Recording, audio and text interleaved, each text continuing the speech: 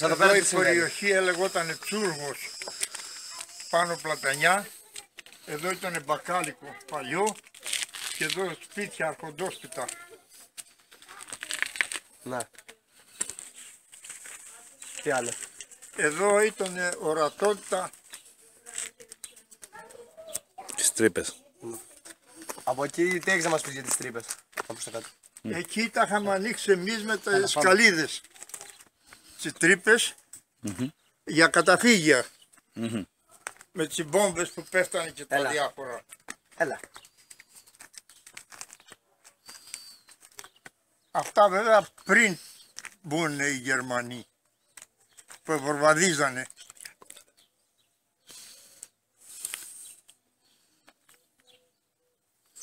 Εκεί το τέταρτο ήταν δικό μου. Το πιο μικρό, Ναι. Πόσο χρόνο ήσουν τότε. Ε? Πόσο χρόνο ήσουν τότε.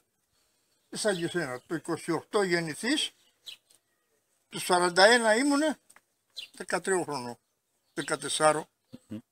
Πόσοι χωρούσαν εκεί. Πόσοι χωρούσαν. Πόσα άτομα. Χωρούσαν μέσα Ναι. 3, 4, 5, στριμωχτά. Και το σκάψαμε, ήταν χαμηλότερος ο δρόμος βέβαια, με τις σκαλίδες και ανοίγαμε τρύπες και μπαίναμε όταν βορβαδίζανε οι Γερμανοί.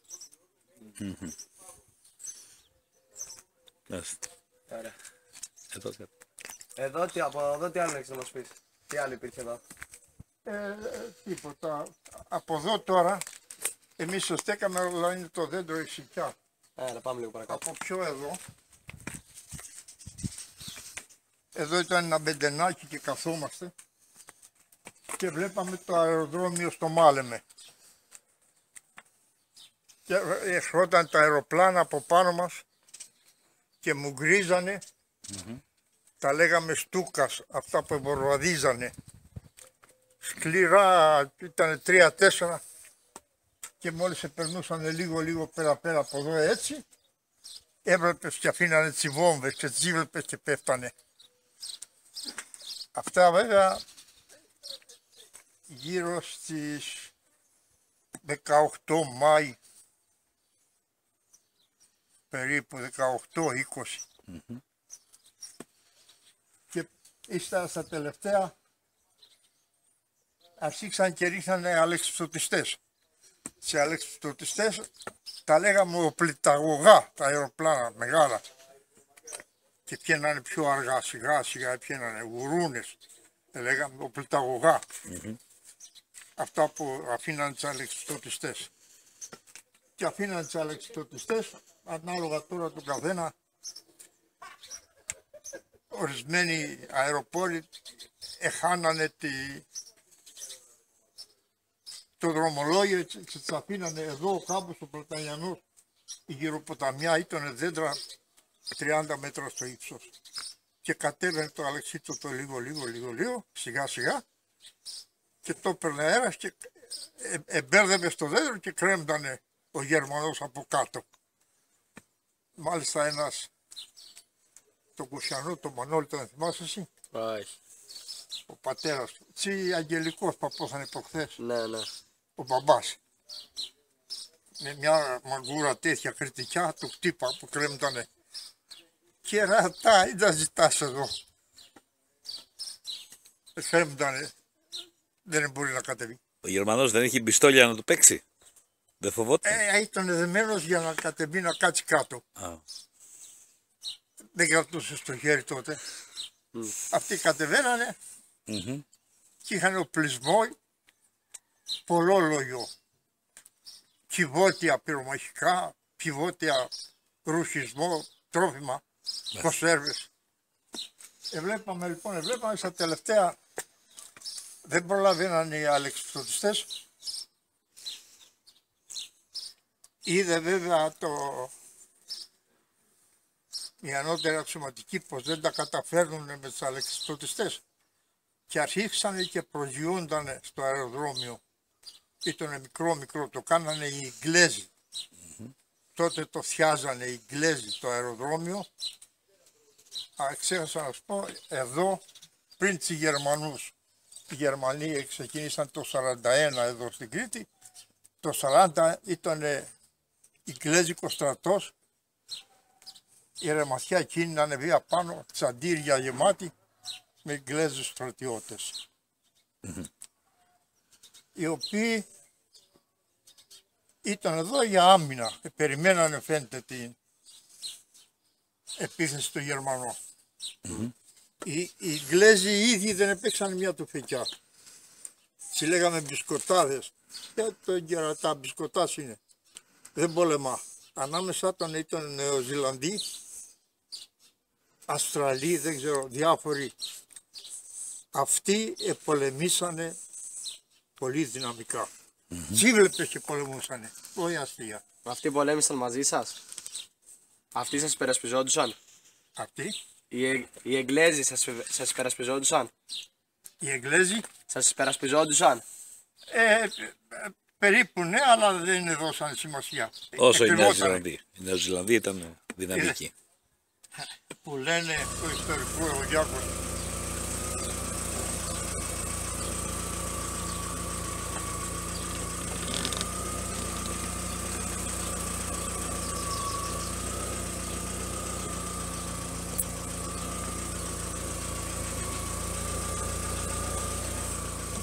Πάμε. Για το Βερυβάκι το Γιάννη. Ωραία.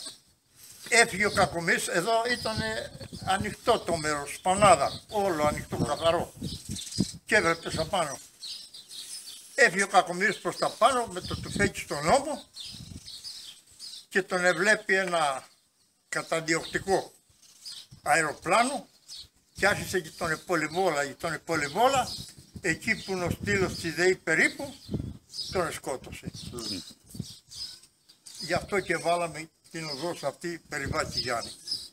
Μάλιστα. Κατάλαβα. Κατάλαβες. Τώρα πες μας, η Γερμανία εδώ πέρα γιατί είχαν έρθει. Οι Γερμανοί ήθελαν να κάνουν κατοχή την Κρήτη, μάλλον για γέφυρα για τη Μέση Ανατολή όπως ελεγότανε. Άρα τους βόλευε. Τους βόλευε, είχαν σταθμό. Έτσι ακούγονταν, γιατί και εγώ δεν ξέρω πολλά πράγματα. Δεν ξέρω αν σας είπα, εγώ ούτε το δημοτικό δεν έχω τελειώσει.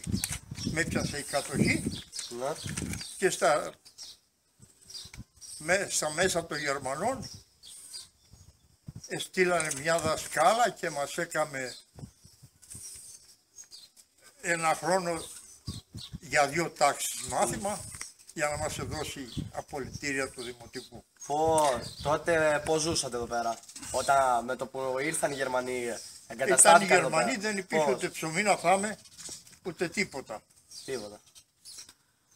Τίποτα. Όλα μας τα παίρνανε οι Γερμανοί, αν είχες μια κατσίκα σου την παίρνανε, αν είχες μια γελάδα σου την παίρνανε. Μια φορά κάμανε μια συγκέντρωση και είπανε να πάνε όλοι που έχουν γελάδες στα Αλόνια. Τα Αλόνια ήταν, λέγαμε, η περιοχή που είναι το πάρτι τώρα του Πέτρου, το χωράφι και αυτά. Ναι. Εκεί. Και πήγε και άλλος εκράτα 2 γελάδες, άλλος 3, άλλος 5, του παίρνανε τις 2. Όταν εκράτας μια δεν την παίρνανε.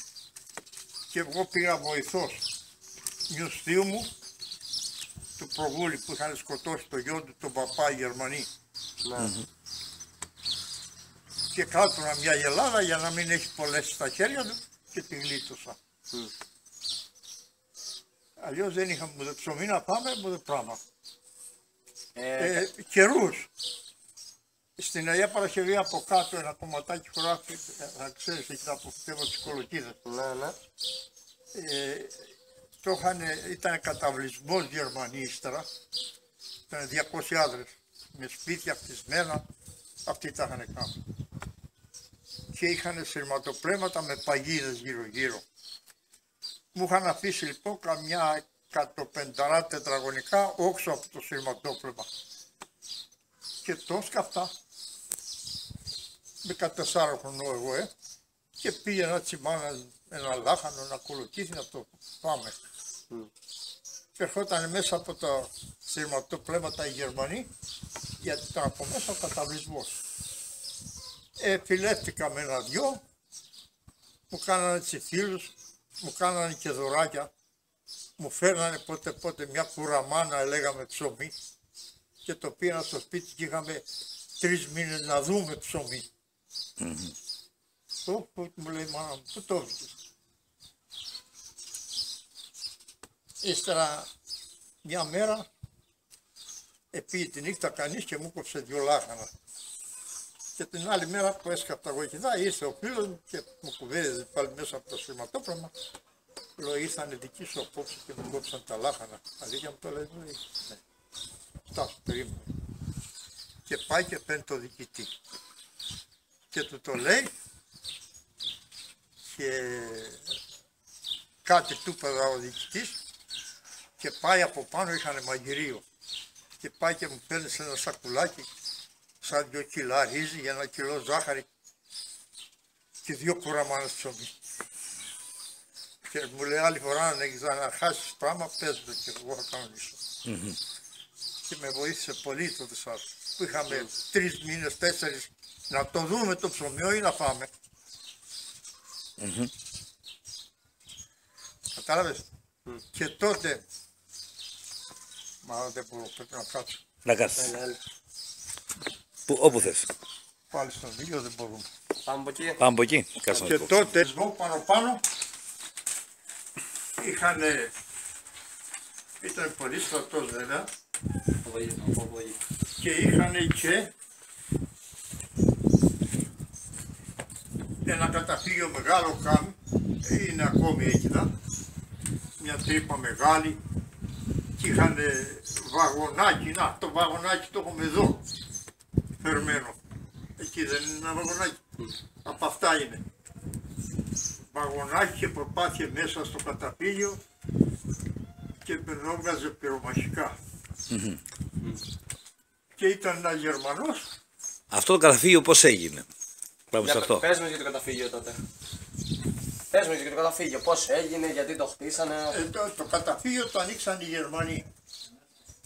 Και κάθε τόσο λέγανε του Προέδρου της κοινότητας.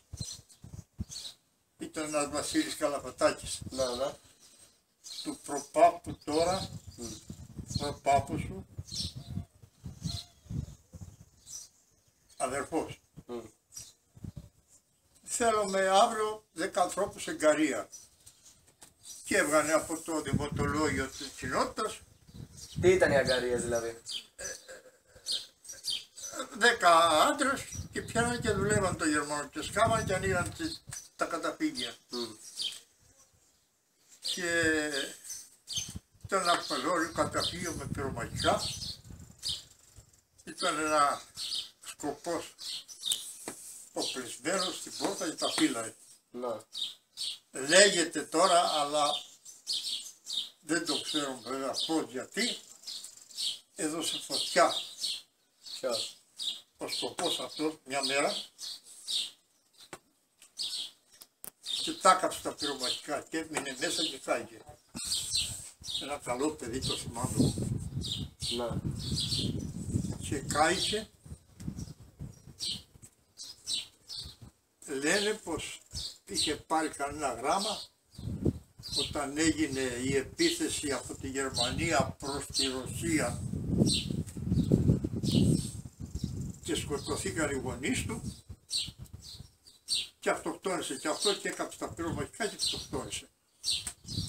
Την άλλη μέρα εκεί που έσκαπτα έρχεται ένας πάλι φιλαράκος και μου λέγε κακός ο Χίτλερ, φασίστας ο Χίτλερ, φασίστας ο Χίτλερ.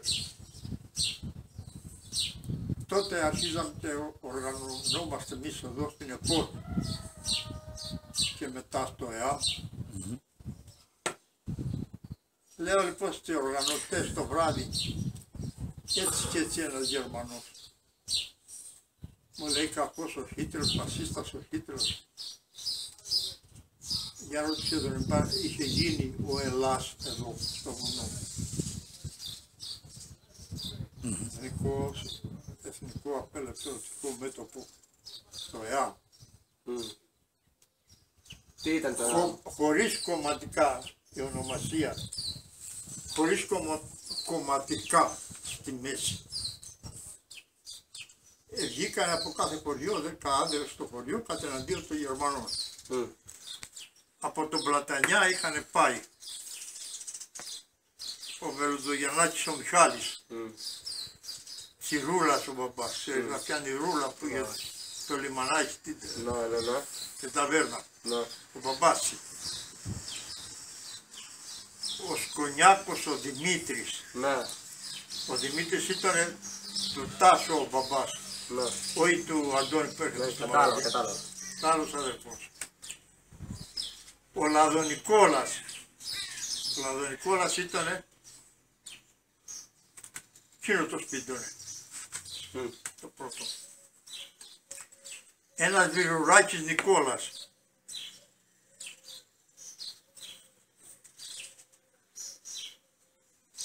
Βιρουδάκης, Βιρουράκης, ο Πολοδημητράκης.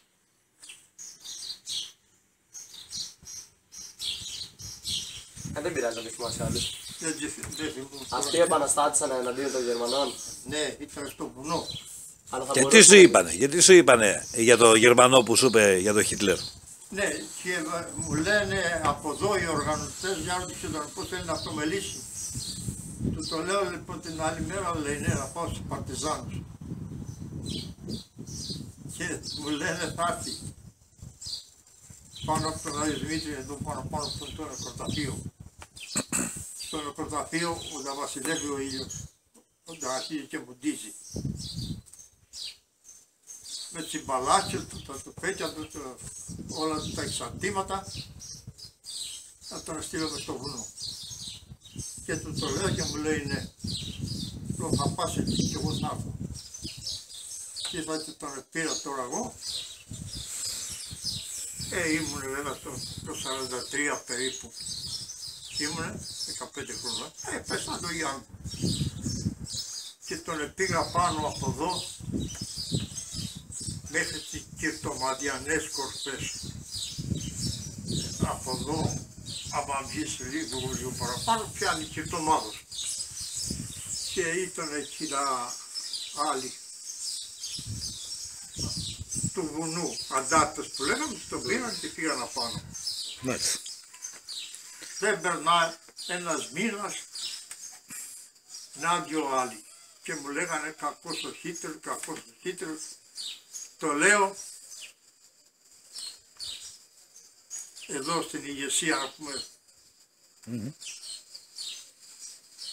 που ήταν, πώς το λένε, επιμελητία του Αντάρτικου. Μαζώναμε τρόφιμα ή τα πηγαίναμε. Και το λέω και μου λένε πες αν θέλουν να αυτομελήσουμε. Με τον ίδιο τρόπο στον Άγιο Δημήτρη τον Ελό θα πάτε στο νεκροταφείο πάνω και εγώ θα σας κατατοπίσω. Και έρχομαι μόλις στο σκοτεινιά και τις πάω πάλι πάνω και τις παίρνω. Και αντάρτες και πήγανε. Τώρα από εκεί και πέρα τι γινήκανε δεν ξέρω. Δεν μου λες, θέλω να σε ρωτήσω κάτι. Συγγνώμη Γιάνγκο που θα παρέμβω. Μαζί με τα εξαρτήματα, Άντωνε. Έχεις καταλάβει γιατί τα κάνανε όλα αυτά. Ο κάθε Γερμανός ήταν ένας άνθρωπος και αυτός όπως όλοι μας που είχε αισθήματα, που δεν μπορεί να μην χώνευε και το Χίτλερ όπως αυτοί οι τρεις που μας είπες. Αλλά πώς τον κατάφερε ο Χίτλερ και έκανε αυτά τα εγκλήματα, πήγε σκότωνε ανθρώπους, εκτελούσε ανθρώπους. Τι ήταν αυτό? Τι πιστεύεις ότι έγινε? Ήταν ο φόβος μήπως φοβόταν? Πήρε τους στρατιώτες, ναι, όποιος ακουγότανε, γιατί ήμουν βέβαια και μικρός, και ακούγεται και ακόμα. Όποιος πήγαινε κόντρα, τον εκτελούσε. Υπήρχε ο φόβος. Έτσι ακούγεται. Υπήρχε ο φόβος. Όποιοι πολλοί αντισταθήκανε, δεν πάμε στον πόλεμο, δεν κάνουμε, ξέρω εγώ, ξεκαθάριζε. Όπως και εδώ εκαθάριζε. Εδώ λοιπόν, ναι. Εδώ λοιπόν πιάσανε τώρα, εδώ ήταν εφημέριος παπάς, ένας πρώτος ξάδερφος, Γρηγόρης Προγούλης, 28 χρονών. Ήταν παπάς, καλό παιδί, μορφωμένος της σχολής. παππούλη του Μανώλη, θα θυμάσαι το Μανώλη, αδερφός. Τη Λούλα, τη Χρυσούλα, του Γρηγόρη τώρα του νέου και του Γιώργου, του πατέρα αδερφός.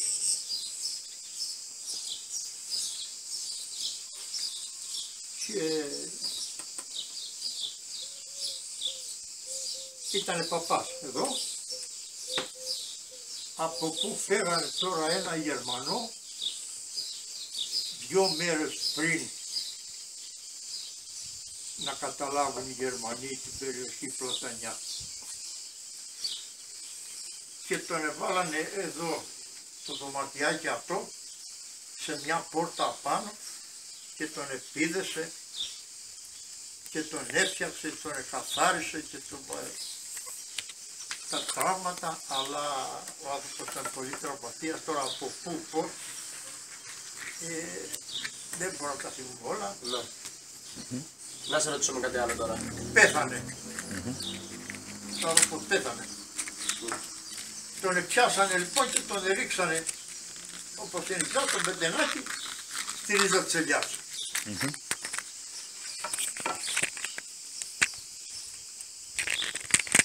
Αφού μπήκαν οι Γερμανοί, σχολιάζαν τώρα θα τον δούνε και θα μας σκοτώσουν, θα μας κάψουν το Πλατανιά όπως κάβανε άλλα χωριά. Και έρχονται 2-3 τη νύχτα και σκάβουν, λιμάνουν λιγάκι χώμα και τον σκεπάζουν. Σε κανένα μήνα ο άνθρωπος εκρίστηκε και φούσκωσε το χώμα και φαινόταν λιγάκι. Φόβος και τρόμος, τώρα θα μας κάψουν το Πλατανιά οι Γερμανοί και θα είναι πάλι τη νύχτα 2-3 και σκάψανε εκεί επί τόπου και τον ρίξανε παραμέσα και τον θάψανε. Μετά από ένα χρόνο ξεκινούν να κάνουν το καταφύγιο αυτό οι Γερμανοί. Και λένε του Προέδρου, θέλω 10 ανθρώπους κάθε μέρα προσωπική εργασία. Να σκάφτουμε να ανοίξουμε την τρύπα. Και έρχονται το πρωί εδώ 2-3 Γερμανοί και 15 Πλατανιανοί να σκάφτουμε και ξεκινούν από τη ρίζα της ελιάς οι Γερμανοί. Όλοι φόβος και τρόμος, τι θα γίνεται, θα ξεκουκλωθεί ο Γερμανός και θα μας σκοτώσουν όλους εδώ. Φόβος και τρόμος. Και έρχεται ένας γέρος, Μπακάλι τον λέγανε, Σταματάκης Μιχάλης. Πολύ ξύπνιος άνθρωπος. Εκεί που πήγαμε και σταθήκαμε που σας σου είπα μπακάλικο εδώ, είχε μπακάλικο. Άλλο μαγαζί. Και στέλνετε εδώ και τον έλεγε όχι, διότι η ελιά είναι ιερό πράγμα και δεν κάνει να την ξεπατώσετε, κάνει λάδι και τρώτε κι εσείς και είναι ιερό πράγμα, παραπέρα λιγάκι, παραπέρα λιγάκι. Και καταφέρνει το εργοδηγούς Γερμανούς και πάνε 5-6 μέτρα παραπέρα την τρύπα. Και ήμουν εγώ και σκάπταμε. Και σκάπταμε και πετούσαμε στην αστερίζα της ελιάς κόμμα. Βαράτε το κερατά, καλά τον έχουμε εδώ, λέγαμε, βαράτε το κερατά. Και το ρίχναμε 3 μέτρα χώμα πάνω. Και έτσι εγλίτωσε ο Πλατανιάς, το κάψιμο. Μάλιστα. Ο φόβος υπήρχε ζωντανός πάντα. Ναι. Στα αυτά τα 4 χρόνια της κατοχής ήταν πολύ ζωντανός, Ναι, ναι. Μια μέρα τώρα πριν είδα και ένα αεροπλάνο φωτογραφία στα Θοδωρού. Πάλι είμαστε εδώ πριν 2-3 ημέρες πριν την κατοχή των Γερμανών. Και ήταν ένα διπλάνο κάτι γκλέζικα, ήταν διπλάνα, ήταν τα φτερά έτσι, το ένα πάνω στο άλλο. Μικρά, διπλάνα τα λέγαμε, διπλανάκια. Προς τα εκεί και του κάνει επίθεση ένα καταδιοκτικό Γερμανό και κάνανε κύκλους στο νησί γύρω-γύρω, στο νησί γύρω-γύρω. Εκεί, φαίνεται από εδώ.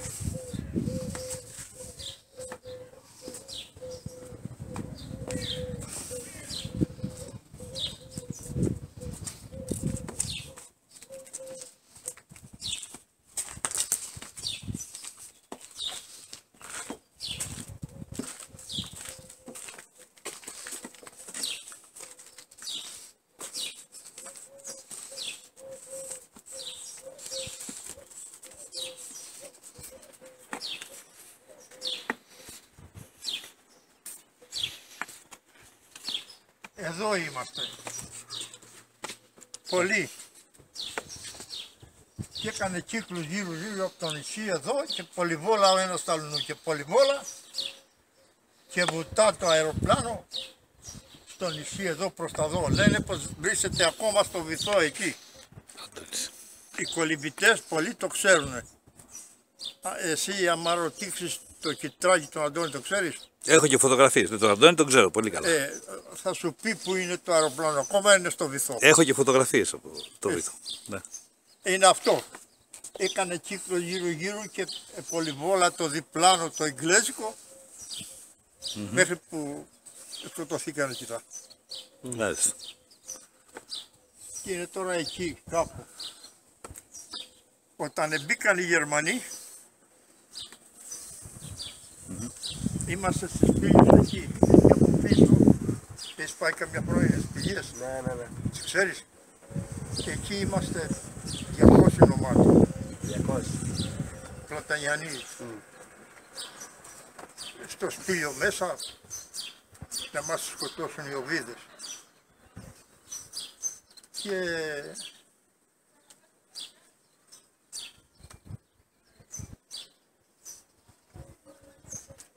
έρχεται αυτός ο μπακάλης, ο θείος, και λέει ελάτε, επεράσαν οι Γερμανοί, δεν μας επειράξανε, ελάτε να πάμε στα σπίτια μας. Και φεύγουμε. Λοιπόν είμαστε εκεί στο Βιγλί που λένε, πήγετε καμιά φορά εκεί στο Βιγλί πάνω, στο βράχο, πάνω πλατανιά. Στέκαμε και εδώ με μια θεία της, μάνα μια αδερφή. Ο ξάδερφός μου, ο παπάς ο συγχωρεμένος που ήταν εδώ, σου λέω, νεαρός 28 χρονών, είχε η γυναίκα του ένα κοριτσάκι 7-8 μηνών, στο σπήλιο. Ναι. Και από το σπήλιο του βάλε τα πράγματα της γυναίκας, του πατέρα του, της μάνας του, εδώ πλάι, το σπίτι του ήταν εκεί, που είναι το κάστρο, που είναι οι Φίνικες, του παπά τα γονικά. Ναι. Εδώ στο σπηλιαράκι εκείνο που βλέπεις εκεί ήταν 3 Ιγγλέζοι κρυμμένοι εκεί δα μέσα. Ναι. Εγώ ήμουν στο Βιγλί που λέμε με μια θεία της μάνας, μια αδερφή, και βγαίνουν 3 Ιγγλέζοι σε ένα ξύλο, ένα μαντίλι άσπρο, πως σε παραδοθήκανε. Παραλαβαίνει ένα Γερμανός και της χτύπαμε το κοντάκι του φεκιού, όλο το χώρο αυτό ήταν γυμνός. Παίρνα και ο παπάς με τα πράγματα του πατέρα του, τώρα μίλησε του Γερμανού, έγινε πράγμα, συμπαραστάθηκε τον Ιγγλέζο, δεν ξέρω. Λένε πως αυτός ήξερε γαλλικά, πως μίλησε το Γερμανό να μην χτυπούνε τους άλλους και τσιλαλούσαν ύστερα 3 Ιγγλέζους και τον παπά 4 κάτω και τους χτυπούσαν με το κοντάκι, τους χτυπούσαν και βλέπαμε με τη θεία μου από εκεί. Ναι. Και τους κατεβάσανε στο σπίτι των από κάτω, δεν έχει θάλασσα, κάτι βουναλάκια μικρά άμμο. Εκεί μια πολυβολιά και τσιρίχθηκε τις 4 κάτω. Μάλιστα. Έναν άμαχο και 3 που είχαν παραδοθεί. Αυτό, έναν άμαχο και 3 που είχαν παραδοθεί. Ναι. Και λέει η θεία μου, τη μάνα μου αδερφή και αδερφή του παπά της μάνας. Σκοτώσαν τον παπά. Εγώ δεν το κατάλαβα. Σκοτώσαν τον παπά. Και κατεβαίνουμε και πάμε σκοτωμένος εκεί. Και ο Γερμανός επί τόπου και βγάνει το πιστόλι και τον επέζει τη χαριστική βολή. Εδώ. Τον εθάψαμε. Ήταν πρώτο του ξάδερφος και κατ' επανάληψη απόθανε η μάνα του, ο πατέρας του, έδωσε το αδερφός, συμβάζουμε στον ίδιο τάφο και βγάζουμε το κεφάλι και βλέπεις το κεφάλι με την πιστολιά εδώ. Πάμε να κάτσουμε να μας πεις και για την κατοχή. Τώρα πάμε. Πες μας τώρα πώς περίπου ζούσατε αυτά τα χρόνια. Πώς ζούσαμε.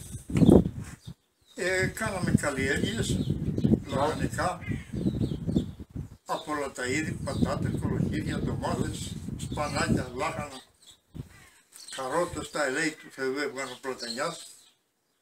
Είχαμε και κτηνοτροφία, Ναι. γάλα πολύ. Μας είπες πριν ότι υπήρχαν και ελαιοτριβία, βγάζατε πολύ λάδι. Τι, Μας είπες πριν ότι είχατε και πολλά ελαιοτριβία. ήταν πολλά ελαιοτριβία, αλλά ήταν μικρής δυναμικότητας. Ναι. Δηλαδή ότι βγάζει τώρα ένα ελαιοτριβείο, βγάνανε τα 10 που ήταν εδώ μια μέρα. Ναι. Μα δεν τα βγάνανε. Αλλά έβγαινε το παλιό λάδι αυτό, το βιολογικό, στις τορμπάδες, το άνεθε η πέτρα, ένα άλογο και τράβα και γύριζε γύρω γύρω και ήταν ένα πάτωμα στρογγυλό και προπάθει ένας μήλος πέτρα Ναι. μεγάλη βαριά και σπάει πέτρα τσεγιές. Ναι. Και με αυτόν τον τρόπο το βάζανε στην τορμπάδες, ύστερα τη λάσπη, τη σπασμένη ελιά και την πιέζανε πάλι με τα χέρια. Το πιεστήριο ήταν ένας άξονας τέτοιος σε μια βάση και είχε ένα αρδάσκι έτσι. Ναι. Και το γυρίζανε και πίεζε τις τορμπάδες και έβγανε το λάδι. Ωραία. Λοιπόν, κάτι άλλο τώρα. Υπήρχαν προδότες εκείνη την εποχή. Πώς δεν υπήρχαν. Και στα μπίτες τι λέγαμε. Και μετέπειτα δικοί μας εδώ κάτι παπαλιανάκηδες, κάτι καμήλιδες. Ύστερα γίνηκαν μάιδες πάλι, καμήλιδες.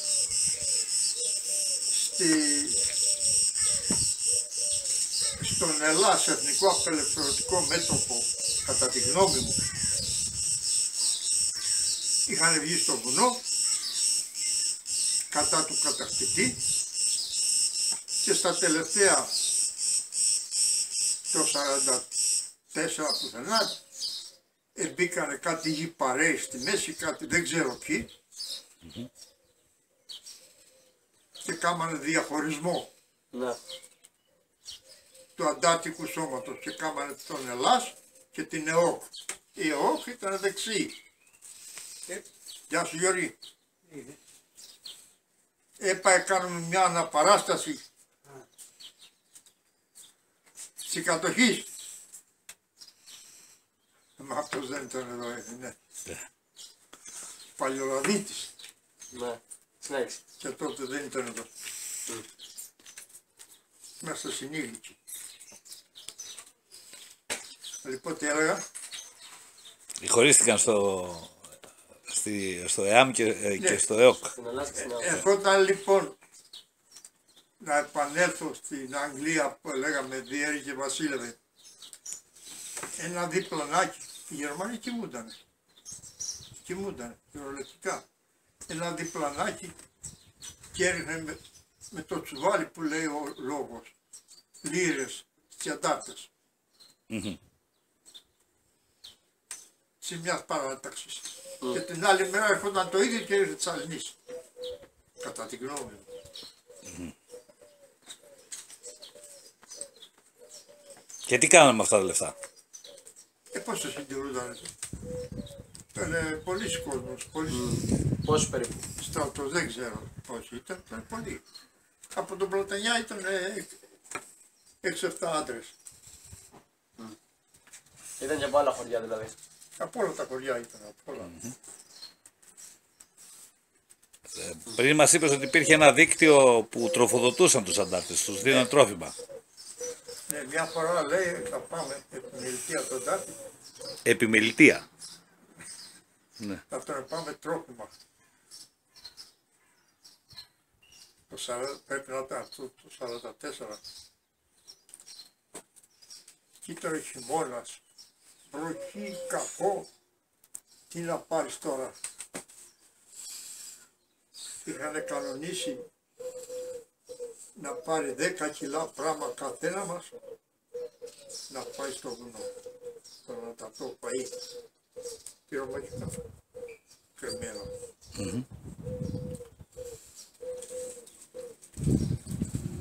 Βροχή, κακοκαιριά, βροντές, αστραπές. Και παίρνουμε λοιπόν σαν σκοτίνιασε εγώ,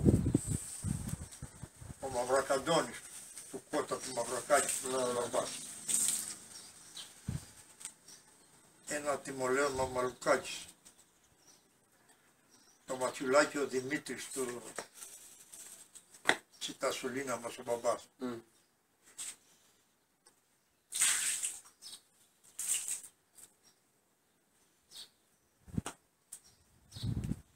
Ένας Παπαδογιάννης, 7-8 άτομα με 10 κιλά φορτίου να πάμε από εδώ βουνό, να περάσουμε το στρατόπεδο της Ιαγιάς, ξέρεις, τότε δεν ήταν στρατόπεδο. Τα φυλακές. Δεν υπήρχε στρατόπεδο τότε. Και ήταν δυο λοφίσκοι και ήταν στον ένα σκοπό Γερμανός και στον άλλο. Και θα περνούσαμε από ανάμεσα. Την ώρα που περνούσαμε από ανάμεσα, έχεις ακούσει καμιά φορά που λένε του Γενάρη το φεγγάρι παραλίγο μέρα κάνει. Ναι. Εγώ το άκουσα αλλά και το έχω δει. Μια αστροφεγγιά, μια καθαρή μέρα, πιο καλά παρά τώρα τον ήλιο. Αφού έβρεχε και μπουμπούνιζε. Έκοψε ο καιρός την ώρα που περνούσαμε ανάμεσα από τα δυο φυλάκια. Πώς θα περάσουμε τώρα. Μπρος γυαλός και πίσω ρέμα. Πώς. Μην μιλείτε, θα περάσουμε πιο πολύ. Και περάσαμε ανάμεσα από τις δυο φυλάκια της Γερμανούς και δεν μας καταλάβανε. Και πήγαμε λίγο παραπάνω. Ήτανε αντάρτες και πήραν τα πράγματα. Πώς να γυρίσουμε τώρα εμείς. Φύγαμε λοιπόν από το Φουρνέ και πήγαμε στο Σκινέ. Και από το Σκινέ στο Βατόλακο και ανεβήκαμε το Σκονίζο, ξέρεις. Ανεβήκαμε το Σκονίζο και κατεβήκαμε το Σκονίζο στο Μανολιόπουλο με τα πόδια. Και νύχτα από το Σκονίζο στο Μανολιόπουλο πέσαμε σε κανένα καψαλέ, καημένο μέρος και εμείς προπατούσαμε νύχτα και γινήκαμε σαν τα κάρβουνα όλοι. Στο Μανολιόπουλο λοιπόν κάτι γνωστά κοφτέλια, τα ξημερώματα μας λένε ήταν τα χάλια σας. Αγνώριστοι όλοι. Πληθείτε, πληθούμε τα ρούχα μας και μας κάνουμε και αναβραστάρι ζεστό, πήραμε και πέφγουμε. Τότε καρβουνιάριδες. Κατάλαβες και πήγαμε και άστραφτε και έβρεχε και όταν περνούσαμε το φυλάκιο κάνει μια αστροφεγγιά, μια λαμπρή μέρα.